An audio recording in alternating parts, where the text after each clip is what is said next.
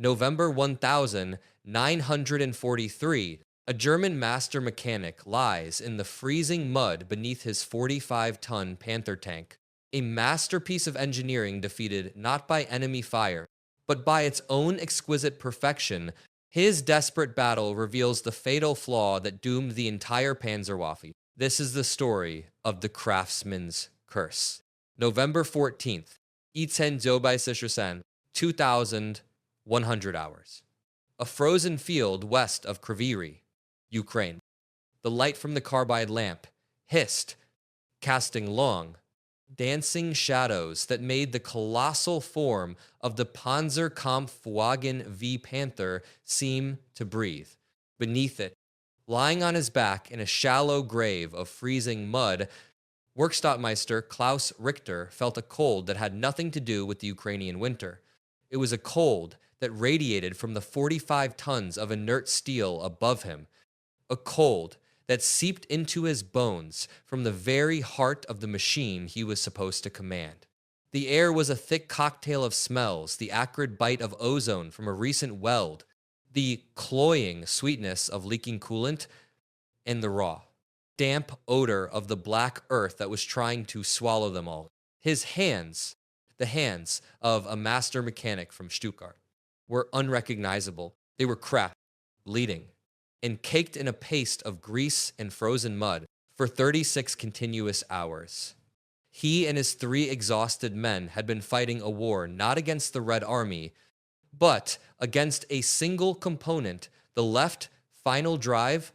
It was a masterpiece of mechanical engineering, an epicyclic gear train of such exquisite complexity that its assembly back in the MAN factory required the cleanroom precision of a watchmaker. Here, in the heart of the Rasputitsa, that same perfection was its executioner. The teeth of the primary gear had sheared off, ground into metallic dust by the immense torque required to move this steel beast through a sea of mud. The god in the gearbox had failed. Richter stared up at the intricate tangle of torsion bars and interleaved road wheels, a design of revolutionary genius that was now hopelessly clogged with frozen earth and ice. Every assumption of German engineering clean roads, preventative maintenance schedules, the availability of specialized tools had died here. The heavy-duty gear puller they desperately needed was a rumor, last seen in a depot 200 kilometers to the west, and the replacement drive unit, weighing nearly a ton, might as well have been on the moon, from the east. A low, guttural rumble carried on the wind. It was not the roar of a Maybach engine. It was the crude, agricultural clatter of Soviet tea. 34 seconds. It was the sound of brutal simplicity, of a philosophy of steel that valued relentless function over delicate form. The sound of the enemy wasn't terrifying. It was insulting. It was the sound of a crude tool mocking a broken chronometer. What Werkstattmeister Richter and his crew were experiencing was not an isolated mechanical failure. It was not bad luck or the simple friction of war. It was the fatal symptom of a systemic disease, a national delusion translated into steel and gears. This was the moment of revelation, repeated in thousands of frozen fields and dusty plains across the front, where the German soldier discovered he was serving a flawed god, the Panzerwaffe. The most feared armored force on the planet was being systematically devoured not by enemy firepower, but by its own philosophical obsession. They saw a broken transmission where they should have seen a broken industrial doctrine. They cursed the mud where they should have cursed the hubris of their own designers. This was the beginning of the Craftsman's curse. The story of how an army's quest for the perfect weapon became the architect of its own destruction. To understand the failure of Klaus Richter's Panther is to understand that he was not fighting a war of armies, but a war of industrial philosophies. On the Eastern Front, 2 fundamentally opposed visions of power, translated into steel and fire, collided with catastrophic results. One was a philosophy of the cathedral, the other a philosophy of the conveyor belt. The German approach was to build a cathedral. Each Panzerkampfwagen Six Tiger was a monument to tonic engineering. a rolling shrine of mechanical perfection. Its creation was not a process of manufacturing, but of artisanal craft. It took over 300,000 man-hours for the highly skilled workers at the Henschel plant to assemble a single Tiger, a time frame in which the Americans could produce an entire battalion of Shermans. Its armor was flawlessly interlocked. Its Maybach engine, a symphony of power. Its 88 millimeters gun, a surgical instrument of destruction. The Panther, its younger sibling, was no different. Its elegantly sloped armor was a ballistic masterpiece.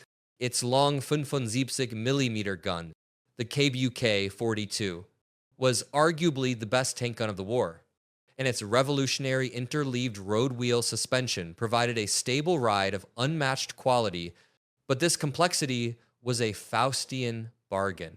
Each tank was a masterpiece, but it was a fragile one, demanding the constant attention of master craftsmen like Richter to keep its delicate soul from shattering. The German High Command had tasked its industry with creating the perfect predator, a god of the battlefield. The Allies, and the Soviets in particular, had a different objective. They were not building a cathedral, they were perfecting the conveyor belt. The American M4 Sherman was not a better tank than the Panther, tactically. It was demonstrably inferior, but the Sherman was a superior times weapon asterisk. Its design was a study in compromise, a masterpiece of manufacturability. At the Detroit Arsenal Tank Plant, a facility covering 113 acres, the philosophy was not perfection, but relentless, overwhelming production. A workforce of housewives, former auto workers, and teenagers, not master armorers, used the revolutionary techniques of mass production to churn out a complete battle-ready Sherman every 30 minutes at peak capacity. It was designed to be repaired in the field with simple tools, its parts interchangeable, its systems reliable. Its genius was not in its armor or its gun, but in its profound systemic modesty. The Soviet T-34 was the ultimate expression of this creed, a philosophy of brutalist efficiency. Its design was deliberately crude. The welds were ugly, the interior was cramped, the finish was non-existent, but its diesel engine was rugged. Its Christie suspension was simple and effective, and its sloped armor could be produced quickly by semi-skilled labor in relocated factories like the Chelyabinsk tractor plant, nicknamed Tankograd. The Soviets understood the central truth of industrial warfare. The best tank is the one that shows up to the battle.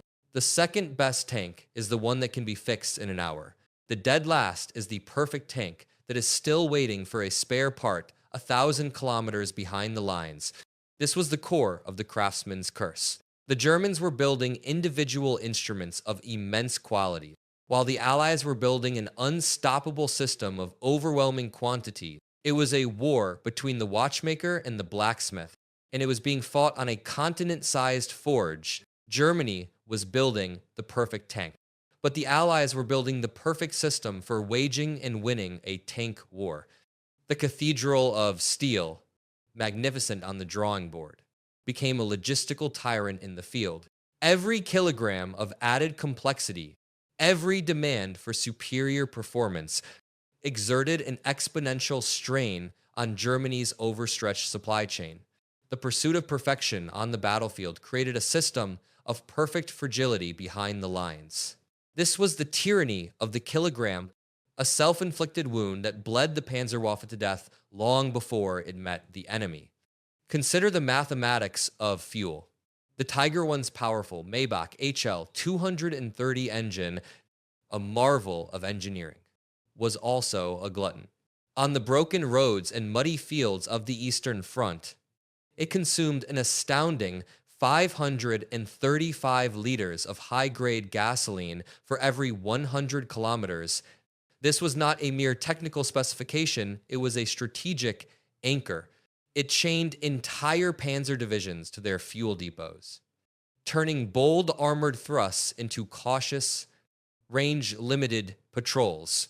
By contrast, the M4A2 Sherman, with its simpler and more efficient General Motors diesel engine, could travel nearly twice as far on less fuel. The German tankers were driving thoroughbreds, but they were tethered by a logistical leash that grew shorter with every passing month. The mechanical demands were even more catastrophic. The early models of the Panther rushed to the front for the Battle of Kursk in 1943 were a maintenance nightmare.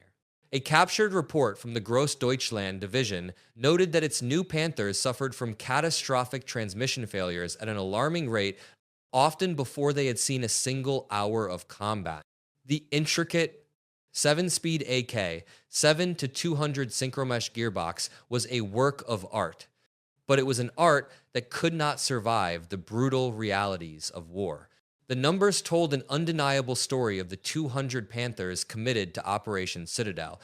Only 43 were operational by the end of the first week. The rest were not battle casualties. They were victims of their own internal fragility. This complexity cascaded through the entire logistical system. Recovering a disabled 57-ton Tiger was a Herculean task.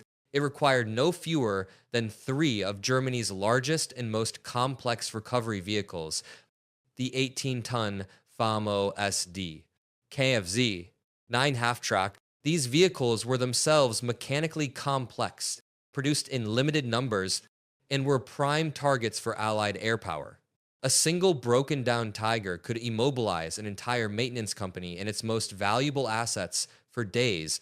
A Sherman, on the other hand, could often be towed by another Sherman. The result was a battlefield paradox. German armored strength on paper was formidable, but their operational strength was a fraction of that number. A post-battle survey by the 506th Heavy Panzer Battalion in late 1944 revealed that for every Tiger lost to enemy action, 3 were abandoned and destroyed by their own crews due to mechanical failure or lack of fuel.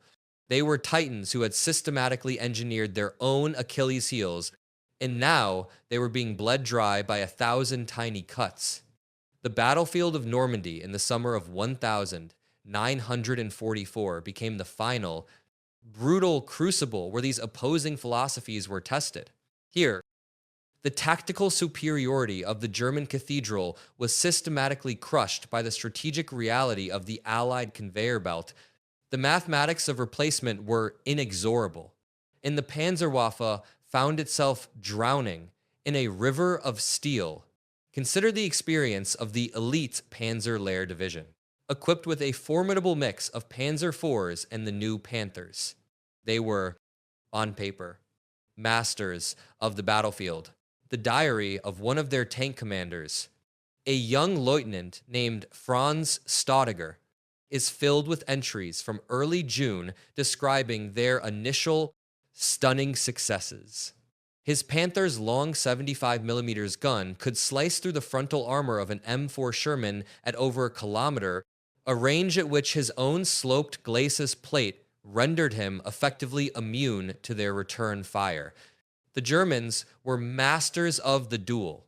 They were professionals, fighting with superior equipment and doctrine. Their kill ratios were astronomical, often exceeding 10 to 1. But this tactical mastery was a strategic illusion. For every Sherman Staudiger's crew brewed up 5 more crested the next ridge. An after-action report from the 12th SS Panzer Division, fighting near Caen, noted with a growing sense of dread. The enemy appears to have an inexhaustible supply of men and material. Even after inflicting grievous losses on an attacking formation, it is replaced by a fresh one within hours. The Americans weren't winning the duels. They were winning the war. They had absorbed the core lesson of industrial conflict in war. Abundance wins. The psychological demolition of the German panzer crews was as systematic as their material destruction. The initial confidence, born of technological superiority, curdled into a fatalistic despair. The swagger of the hunter was replaced by the anxiety of the hunted. A captured German NCO from the 2nd Panzer Division stated during his interrogation, "We would destroy a platoon of Shermans and feel a moment of victory. But then we would see the next company, and the company after that, it was like fighting the tide. You could win every wave, but the sea would still take you." The numbers tell the full, stark story. During the entire Normandy campaign, Germany managed to ship fewer than 200 replacement tanks to the front. In that same period, the Allies landed over 5. Ling, ling. The German focus on perfection meant that for every Panther that broke down or was destroyed, there was often no replacement. Its crew, veterans of 100 battles, would be sent to the rear to wait for a machine that would never arrive. When an American crew lost their Sherman, they were often issued a brand new one the very next day.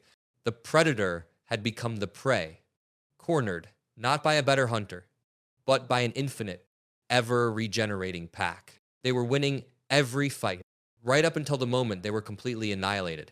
In the end, the Craftsman's curse was a failure of imagination. The German high command, blinded by a deep-seated cultural pride in its engineering prowess, fundamentally misunderstood the war it was fighting.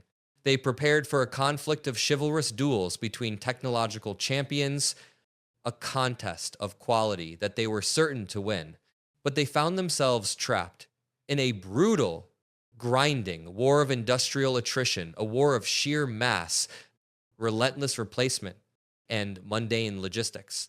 It was a war waged by factory workers and supply clerks, and it was a war their philosophy was systemically incapable of winning. The Panther and the Tiger were not failures of engineering. They were, in many respects, the finest fighting vehicles of their time. They were triumphs of a flawed genius, masterpieces of design applied to the wrong strategic problem. They were the products of a society that saw a tank not merely as a weapon, but as an expression of national identity, a belief in precision, complexity, and uncompromising quality. This belief, so powerful on the factory floor in Stuttgart, became a fatal vulnerability on the muddy plains of Russia. They had created the perfect weapon for a war that existed only in their own minds.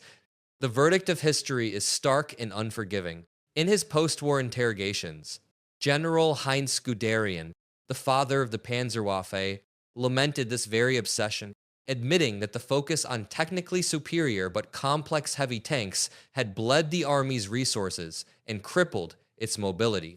They saw aircraft where they should have seen assembly line. They counted kill ratios where they should have counted replacement rates. They measured the thickness of armor plate where they should have measured the resilience of their supply chain. They won the duels, but lost the war of the production line. And so, the final, lingering image of the Panzerwaffe is not one of victorious assault, but of cold, silent abandonment. It is the image of a 70-ton King Tiger, the apex of the craftsman's art, half sunk in the frozen mud of the Ardennes. Its magnificent 88mm gun pointing uselessly at an empty sky, it is no longer a weapon, but a monument. It is a cold, steel tombstone marking the grave of a flawed philosophy, a testament to the fatal idea that a single perfect cathedral could ever hope to withstand the endless tide produced by 1,000 conveyor belts. The thunder of its gun was silenced, and in its place was the final, inescapable lesson of modern war. A masterpiece makes a beautiful monument, but it is the simple, repeatable, and abundant tool that inherits the earth. The German Panzerwaffe built monuments designed to win battles. The Allies built a system designed to win the war. This fundamental truth, written in the cold mathematics of logistics and production, was the final, brutal verdict of industrial warfare. If this exploration of the systems that define victory has offered you a new perspective, don't forget to subscribe to Content Channel and hit the notification bell so you never miss an analysis. Thank you for watching Content Channel.